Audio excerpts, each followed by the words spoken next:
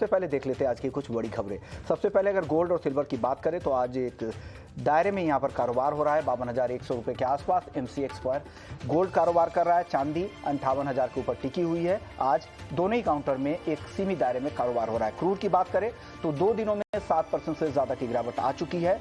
$94 के आसपास Brent crude का भाव आ गया है। नेचुरल गैस आज गिरावट है 645 रुपये के आसपास एमसीएक्स पर कारोबार हो रहा है। कॉपर में 4.5 से आधे % की तेजी दिख रही है। 650 रुपए के करीब एमसीएक्स पर फिलहाल भाव है। मेंथा की बात करें एग्री मार्केट में सबसे पहले तो सिंथेटिक मेंथा की सप्लाई से चिंता है। 985 रुपए के आसपास एमसीएक्स पर मेंथा, यानी काफी गिरावट आ चुकी है मेंथा में। कॉटन जहां शुरुआती तेजी हालांकि कम हुई है लेकिन अभी भी भाव 47,000 के करीब है अगस्त का वायदा, लेकिन अक्टूबर का जो कॉन्ट्रैक्ट है कॉटन का वो 39,000 रुपए के नीचे। एक बड़ा फर्क अगस्त और अक्टूबर के कॉन्ट्रैक्ट के बीच में आ गया है। हल्दी दायरे में कारोबार हो रहा है 7400 रुपए के आसपास यहां पर कारोबार हो रहा है। धनिया मांग ज्यादा है 11,600 रुपए के ऊपर धनिया में कारोबार हो रही। जीरे की अगर बात करें तो 4.5% की यहां पर कमजोरी है। 23,800 रुपए के आसपास जीरा का वायदा ट्रेड कर रहा है। चलिए ये तो कुछ बात हुई कुछ बड़ी खबरों की, लेकिन सबसे पहले आप हमारे मेहमानों से आपसे परिचय करवा दें। आज हमारे साथ तरुण सत्संगी होंगे ओरिगो ई मंडी से, अमित सजेजा हैं मोतीलाल ओसवाल से और जतिन त्रिवेदी हैं एलकेपी सिक्योरिटी से। तो इन लोगों से वायदा बाजार पे बात करेंगे, लेकिन खाने के तेल पर सबसे पहले बात होगी क्योंकि उस पर बात करने के लिए हमारे साथ सुधाकर देसाई साहब होंगे जो प्रेसिडेंट है आईवीपीए के और सीईओ भी हैं इमामी एग्रो से। तो एडिबल ऑयल पे खबर क्या है? एडिबल ऑयल पर खबर ये है कि सरकार ने खाद्य तेल कंपनियों को आदेश दिया है कि वो अगले 10 दिनों में 8 से 10 रुपए प्रति लीटर तक दाम घटाएं, क्योंकि जिस तरह से इंटरनेशनल मार्केट में दाम घटे हैं उसका फायदा ग्राहकों को मिलना चाहिए और त्योहारी सीजन में इसका फायदा मिलना चाहिए। चलिए इस पर बात करने के लिए देसाई साहब हमारे साथ बने हुए हैं। सर स्वागत है आपका ईटी नाउ स्वदेश पर। सर कल एक बड़ी बैठक हुई, ये 2 महीने में लगातार तीसरी बैठक थी सरकार की तरफ से।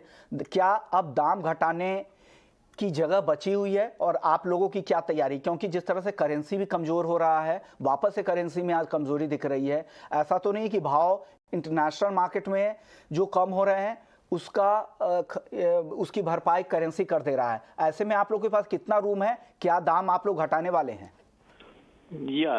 देखिए तो जनरल गवर्नमेंट ने अच्छा रिव्यू किया है। नॉर्मली रेगुलर मीटिंग ही है तो सारी मेंबर्स से। तो जैसे अभी in comparison with let's say month एगो, तो सारे मेंबर्स ने बाय 7-8 जुलाई इटसेल्फ 31-35 रुपए कम कर दिया था लीटर पर लीटर। फिर सारे मेंबर्स ने देखते हुए पूरा हालत देखते हुए बताया कि अभी और एक 7-10 रुपए का कमती किया है। कुछ लोगों ने किया है, कुछ लोग आज कल में करने वाला है। तो 1 महीने में सब सारी प्लेयर्स मिला के कि देखिए कॉम्पिटिटिव इंडस्ट्री है और इंपोर्ट का जो कॉस्ट है ये इंडिया में तो रिफ्लेक्ट इवेंचुअली हो ही जाएगा। तो कम से कम 50 रुपए overall in a month reduction is steep, that tantamount to nearly 25-27%। और एक 10-15 दिन में जो हाई प्राइस कॉन्ट्रैक्ट जो पाइपलाइन में है पूरा डीलर्स के पास, रिटेलर के पास 30 से 40 रुपए ऊपर की दाम के जो स्टॉक्स है वो सब भी लिक्विडेट हो जाएगा 10 दिन में। तो ये कंज्यूमर्स के लिए रिफ्लेक्ट जरूर करेगा उसमें ओवरऑल 50 रुपीज अ लीटर।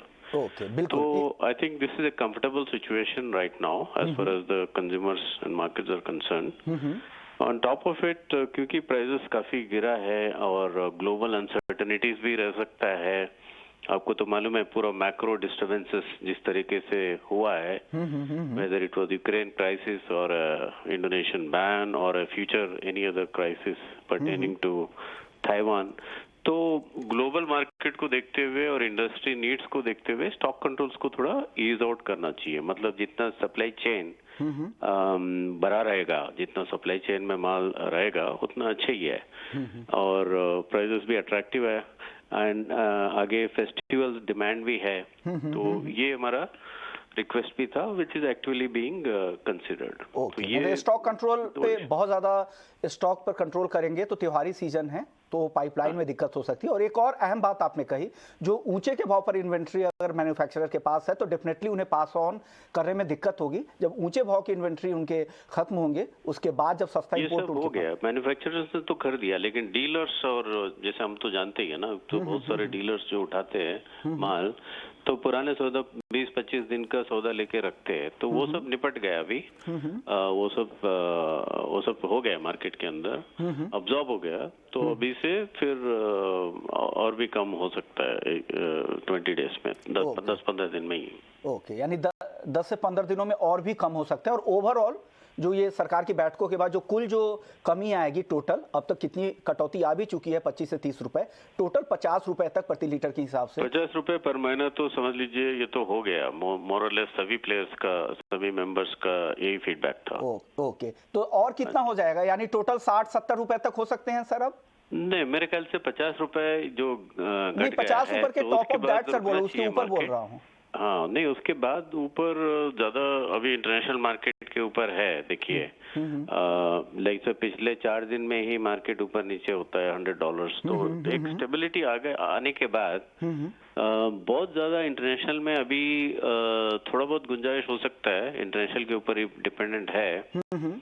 हम 2-3 मेन फैक्टर्स को देखते हैं। अगर आप ग्लोबली अगर देखें तो यूएस वेदर का एक इन्फ्लुएंस बहुत बड़ा है। इंडोनेशिया ने सभी लोगों ने आपको बताया कि फ्रेट मार्केट बहुत टाइट है। उनको इंडोनेशिया से माल बाहर निकलना है, लेकिन फ्रेट मार्केट टाइट है। लेकिन उसके बावजूद भी जो नॉर्मल एक्सपोर्ट्स इंडोनेशिया से हुआ करता था 2.5 मिलियन टन, वो जुलाई में हो गया। अगस्त में भी 3 मिलियन टन का एक्सपोर्ट वहां से हो जाएगा। तो ऐसा लग रहा है कि धीरे धीरे इंडोनेशिया का जो प्रेशर पॉइंट है वो भी थोड़ा स्टेबिलिटी आ जाएगा मार्केट के अंदर। सोया और पाम का स्प्रेड काफी वाइडन हो चुका है, तो इसीलिए पाम को थोड़ा टेम्पररी सपोर्ट थोड़ा मिलना चाहिए। ओके, एंड ओवरऑल मलेशिया का पॉलिसी एकदम स्टेबल है। एंड यूक्रेन से माल थोड़ा स्टार्ट होने लगा। मेरे ख्याल से आजकल में एक पहला वेजल निकलेगा थोड़ा सनफ्लावर ऑयल का ईज आउट करने के लिए। तो overall good news is I think the consumer prices will be in control. Okay sir, consumer के लिए तो अच्छी खबर है। मैं समझ गया सर कि राहत के लिए खबर है और आगे भी राहत कुछ और मिल सकती है। लेकिन क्या अब वहां से फोकस हटकर किसानों पर भी फोकस करना चाहिए? क्योंकि अगर आपको बुआई बढ़ाना है, अगर देश में उत्पादन चाहिए, तो डेफिनेटली यहाँ पर किसानों पर भी फोकस करना पड़ेगा और बेहतर भाव मिलेंगे। तो क्या समय अब आ गया है कुछ उस दिशा में भी कुछ कदम उठाने की? ये बहुत ही इम्पोर्टेंट क्वेश्चन है कि how to balance between consumer and farmers. जैसे इंडोनेशिया से कुछ अगर हम सीखना चाहेंगे, वो 45 दिन के अंदर कंज्यूमर प्राइसेस को घटाने के कार्यक्रम, इतना बड़ा कार्यक्रम उठाया, और 45 के दिन के अंदर अभी कल परसों वो बोल रहे हैं फार्मर प्रोटेक्शन प्रोग्राम। तो उसने पहले रिटेल प्राइस को फिक्स करने के लिए कोशिश की, अभी प्रोक्यूरमेंट प्राइस को इससे ज्यादा गिरना नहीं चाहिए, ऐसा वो ऐलान कर रहा है अभी इंडोनेशिया।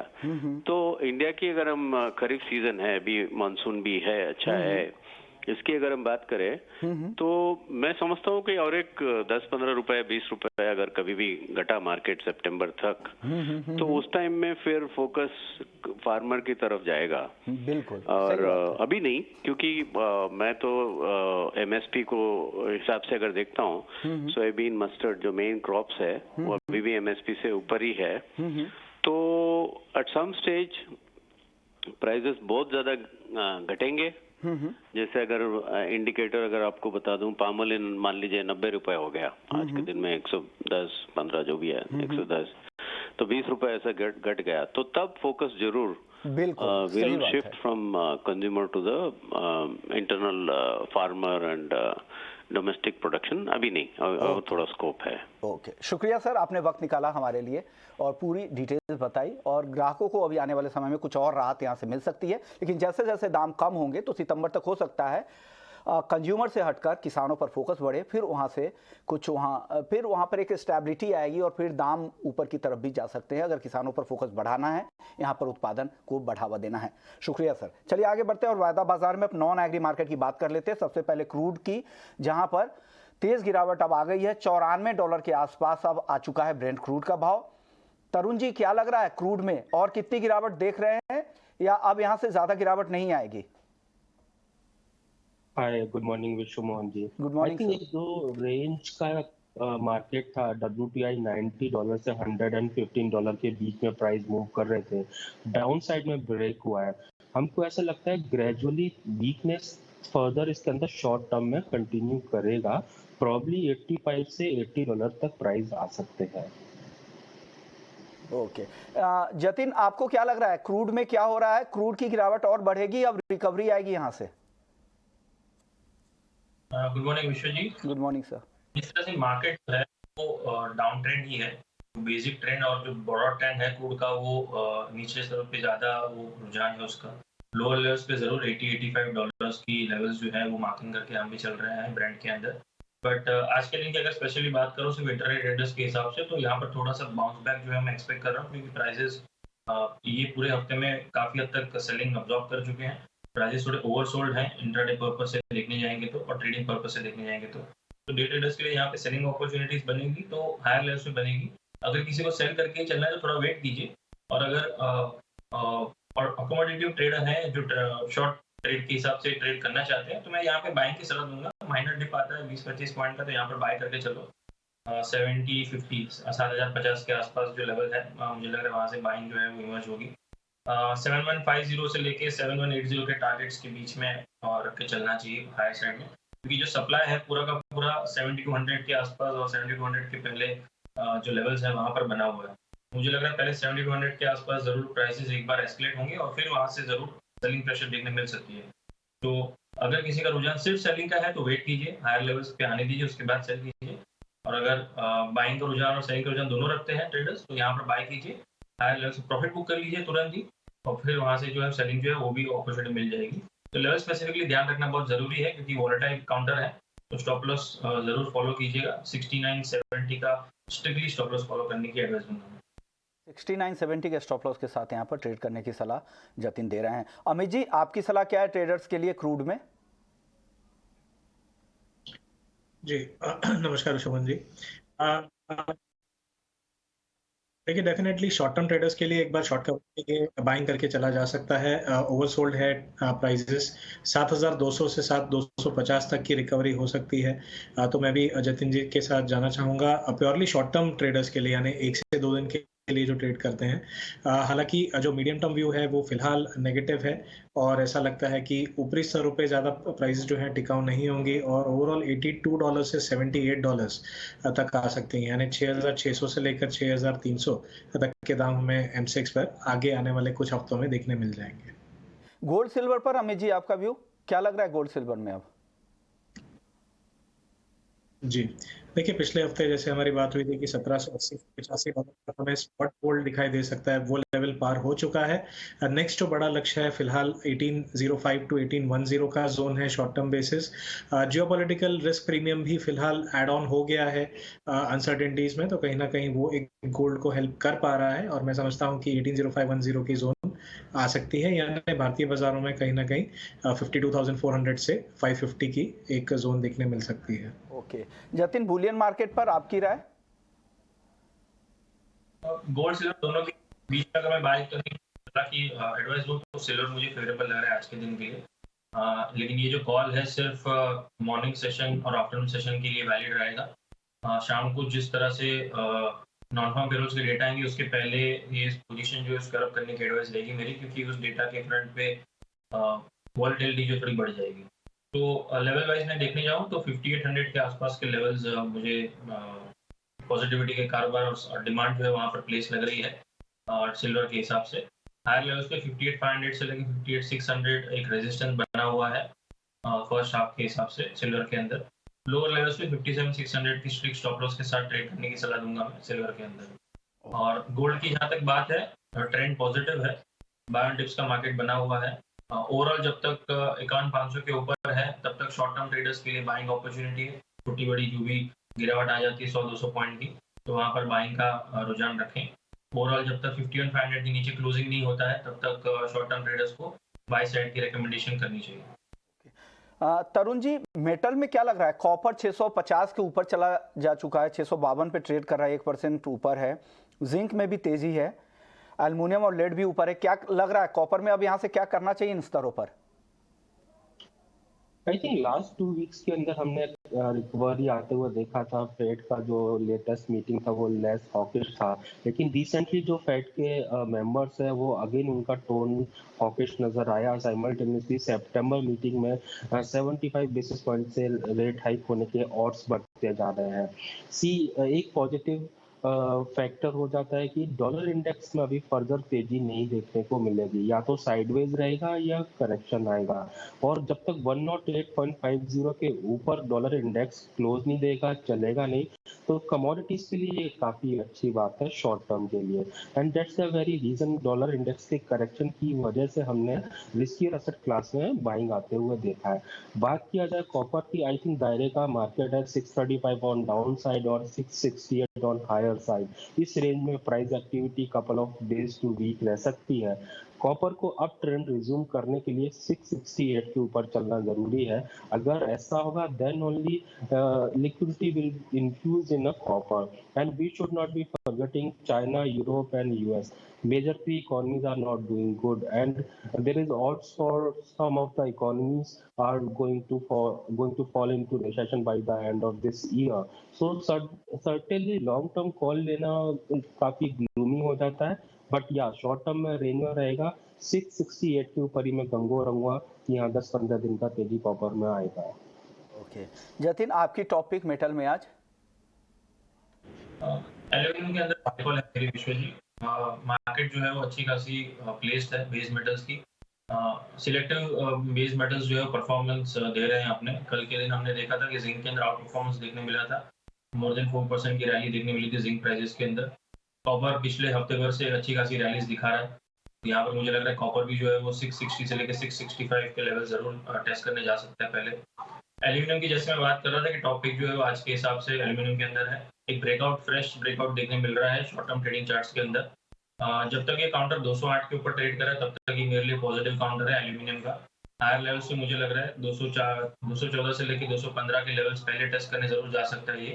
तो एल्यूमिनियम के अंदर बाय कॉल रहेगी हमारी, लेकिन एक ब्रेकआउट मिलता है फिर से 211 के ऊपर, उसके बाद बाय करने की सलाह रहेगी मेरी, क्योंकि एक रेंज बाउंड टेरिटरी में भी ट्रेड करने देखने मिल सकता है। तो एग्रेसिव ट्रेडर्स जो है वो यहाँ पे बाय कर सकते हैं, लेकिन जो मॉडरेट से लेके सेफ ट्रेड करना चाहते हैं तो फ्रेश ब्रेकआउट आता है फिर से 211 के ऊपर, वहां पे बाय करके चल सकते हैं। ओके अमित जी, आप क्या सलाह दे रहे हैं बेस मेटल्स में? कोई टॉपिक है आपकी आज की कि आप क्या खरीदने की सलाह दे रहे हैं आज मेटल में? जी देखिए, मैं भी कॉपर और एल्यूमिनियम दोनों में ही शॉर्ट टर्म में तेजी में हूँ। कॉपर में कल ही हमने काफ़ी बड़ा एक करेक्शन देखा था, जिसके बाद तुरंत ही एक रिवाइवल आया है। मुझे लगता है कि ये रिकवरी जारी रहेगी और 665 टू 668 हमें 3 से 4 सेशंस में दिखने मिल सकते हैं। जबकि एल्यूमिनियम एक हालांकि सबसे पहले बॉटम आउट हुआ था, लेकिन उसमें रैली फिलहाल नहीं आई है। तो वो एक ड्यू है रैली के लिए। 216 के ऊपर चलता है, 223, 227 तक की रैली ड्यू है एल्यूमिनियम में। तो ये एक अट्रैक्टिव ऑप्शन बन सकता है मीडियम टर्म बेसिस। ओके चलिए, अब रुपए की बात कर लेते हैं। रुपए में भी आज काफ़ी कमजोरी दिख रही है। जतिन, क्या लग रहा है, रुपया फिर से 79 के ऊपर चला गया, आज 79.17 तक गया ऊपर की तरफ। क्या लग रहा है और कितनी गिरावट यहाँ से देख रहे हैं आप? आज तो रुपया करीब तेजी के साथ कारोबार है। मेरे हिसाब से 79.15 के आसपास ट्रेड कर रहा है। वॉलेटिलिटी ज्यादा है विश्व जी। जिस तरह से हम पिछले 2 दिन से रुपए का कारोबार देख रहे हैं कि कल के दिन हमने ऑलमोस्ट 79-75 के लेवल्स छूते हुए देखा था डाउन साइड में रुपए को। फिर उसके बाद वहां से फिर से तेजी बनी और 79-45 के लेवल्स इंट्राडे में उसने लेवल्स फिर से ब्रीच किए हायर साइड में। मुझे लग रहा है ये रेंज जो है वो वॉलेटिलिटी का बना रहेगा बिटवीन 78-75 से लेके 79-75। ये जो ₹1 का जो रेंज है, इसके अंदर बार बार ट्रेड करते हुए देखने मिल सकता है रुपया जो है, क्योंकि काफी सारी अनसर्टेनिटीज हैं मार्केट के अंदर। जियो पॉलिटिकल टेंशंस भी अभी भी बने हुए हैं थोड़े बहुत। आरबीआई की पॉलिसी जो है वो कहीं ना कहीं थोड़े बहुत पॉजिटिविटीज के साथ लिए जा रहे हैं। कहीं कमेंट्री जो है वो थोड़ी बहुत नेगेटिव भी ली जा रही है, क्योंकि रेट हाइक साइकिल जो अभी भी जारी है। ग्लोबली देखने जाएंगे तो यूरोजोन में एक आज फ्रेश 29 ईयर हाइक की गई थी 50 बेसिस पॉइंट की। यूएस में हम डेफिनेटली देख रहे हैं कि इन्फ्लेशन हाई पीक पे है। कंट्रोल करने के लिए तेजी से इंटरेस्ट रेट और बढ़ सकते हैं। तो ये सारे कारण जो है वो मिक्स्ड है। क्रूड ऑयल के प्राइसेस हमारे लिए, इंडियन डोमेस्टिक मार्केट्स के लिए सबसे ज्यादा बेहतरीन जो है वो क्रूड ऑयल प्राइसेस जो डाउन ट्रेंड में है। इसके लिए हम देख रहे हैं कि वॉलेटिलिटी जो बढ़ सकती है। ट्रेडर्स के लिए थोड़ी ट्रिकी सिचुएशन रहेगी, कहाँ पे बाय करना, कहाँ पे सेल करना। तो ये जो रेंज मैं दे रहा हूँ, जहाँ पर जब भी ये रेंज के लोअर एंड पे मिलता है तब बाय करके चलें USD INR पेयर को, और जब भी ये रेंज के हायर एंड के आसपास मिलता है तब सेल करके चलें। ये स्ट्रिक्ट एडवाइस रहेगी मेरी ट्रेडर्स और स्विंग ट्रेडर्स के हिसाब। चलिए अब कॉटन की बात कर लेते हैं। हमारे साथ अरुण शेख सरिया साहब हैं। सर स्वागत है आपका ET नाउ स्वदेश पर। सर कॉटन में क्या हो रहा है? MCX कॉन्ट्रैक्ट अगस्त में के जो भाव हैं और अक्टूबर के भाव है काफ़ी फ़र्क है, करीब करीब अभी भी 8,000 रुपये के आसपास का फ़र्क है। ये 39,000 के नीचे है, वो 47,000 के आसपास है। क्या हो रहा है यहाँ पर? अभी हो रहा है क्या? अभी ये कोई फंडामेंटल तो है नहीं। दिस इज प्योरली एक जो लॉन्ग है वो आप देखिए, OI देखिए 30,000 गार्ड का है और स्टॉक इनके पास खाली MCX में खाली 2,000 गार्ड का है। तो एक्सचेंज को देखना चाहिए भी क्या स्टेप्स लेना चाहिए था, बिकॉज ये तो पूरा मार्केट को डिस्टॉर्ट कर रहा है। फिजिकल मार्केट डिस्टॉर्ट हो रहा है, पीछे आपका buyer entire value chain distort हो रहा है कि कोई रुई लेना नहीं चाहता है, कोई यान लेना नहीं चाहता है, कोई कपड़ा नहीं लेना चाहता है, बिकॉज 20,000 का 25,000 का फर्क है ओल्ड क्रॉप और ये अगस्त वायदे में और अक्टूबर वायदे में। सर MCX से हमने बात की थी तो उनका स्टेटमेंट भी आया था। वो उनका कहना है कि अगस्त सीजन के अंत का कॉन्ट्रैक्ट है, इस वजह से यहाँ थिन वॉल्यूम के साथ कारोबार होते हैं, इस वजह से तेजी इस तरह की दिख रही है और वॉल्यूम भी बहुत ज़्यादा नहीं है। इन्होंने एक तो एडिशनल मार्जिन इन्होंने लगाया और डेली प्राइस लिमिट को भी 2% कम कर दिया। क्या आपको लगता है इतना पर्याप्त है या इनको कंपलसरी डिलीवरी वाली जो डेडलाइन है वो पहले कर देना चाहिए कि पहले से आप उनको ले जितने भी उनके पोजीशन है लॉन्ग पोजीशन को बोले कि आप 10-15 अगस्त तक आप बता दे कि आपको डिलीवरी लेनी है कि नहीं और उनसे पेमेंट भी ले क्या तरीका होना चाहिए? पेमेंट ले लीजिए आप 15 तारीख तक का एक डेडलाइन दीजिए, 10-15 तारीख तक का कि भाई जो लॉन्ग है उनको भी आप पेमेंट भरो और ये इसका माल के लिए आप खड़े रहिए और सेलर से बात कर लीजिए भी आप कौन डिलीवरी देता है, तो उससे पता चल जाएगा कि कौन सीरियस और कौन नहीं है। बिकॉज ये कोई मार्केट का फंडामेंटल तो बिल्कुल है ही नहीं ना जी। आज ये इसके अंदर फार्मर भी कंफ्यूज होता है, इसके अंदर सब कोई कंफ्यूज होते हैं। तो आज नई क्रॉप पे भी अराइवल अभी अगस्त एंड में नॉर्थ में चालू हो जाएगी, पीछे आपका सितंबर मिड के बाद में इधर 2-3 जगह और चालू हो जाएगी। तो फार्मर्स को भी कंफ्यूजन हो रहा है कि वापस लाख रुपए का भाव हो गया तो हम नीचे भाव में क्यों बेचेंगे। ओके, तो we don't want a situation कि भाई इसके अंदर कि भी माल बिके नहीं और भाव आर्टिफिशियल हो जाए। ओके तरुण जी, क्या हो रहा है MCX के अगस्त कॉन्ट्रैक्ट में कॉटन में क्या हो रहा है? ये मैं फ्यूचर का कमेंट नहीं करता हूँ, लेकिन हाँ अभी ना तो डिमांड है ना ही सप्लाई है, इसकी वजह से हमने देखे प्राइसेस हायर रेंजेस पर है। बट हमारा ऐसा मानना है कि प्राइस टिकेंगे नहीं। थोड़ा बहुत र्यूमर है कि हाँ नॉर्थ में क्रॉप थोड़ा सा खराब हुआ है, थोड़ा र्यूमर है कि मराठवाड़ा विदर्भा रीजन में थोड़ा क्रॉप खराब हुआ है, बट ये अर्ली कॉल है। एग्जैक्ट कंडीशन अगस्त एंड से ही पता चलता है, then we will have clarity exactly how actually cotton is progressing. So it's a very early call and we believe कि the way sowing number has come even today also, which is 5% higher than same period last year and almost 12% higher than the normal crop area. So we believe that cotton crop is going to be better and exact condition will be clear by August and we believe this price will not be sustained. Later on we will see correction once it starts. Correction will start hitting the market. Okay, Arun ji का भी यही कहना है कि ये sustain नहीं करेगा और तरुण जी भी उनकी बात से सहमत है। लग रहा है कि भाव नीचे आएंगे और क्रॉप डेफिनेटली बेहतर रहेंगे। और पिछले हफ्ते भी हमने बात की थी कई ग्राउंड के लोगों से, उनका भी ये कहना था कि बारिश में जो पानी जो लगती भी है बारिश की वो टिकती नहीं है खेतों में, वो जल्द निकल भी जाते हैं, तो फसलों को उतना ज़्यादा नुकसान नहीं होता है। शुक्रिया अरुण जी आपका, तरुण जी आपका, जतिन आपका और अमित जी आपका, आप लोगों ने वक्त निकाला हमारे लिए।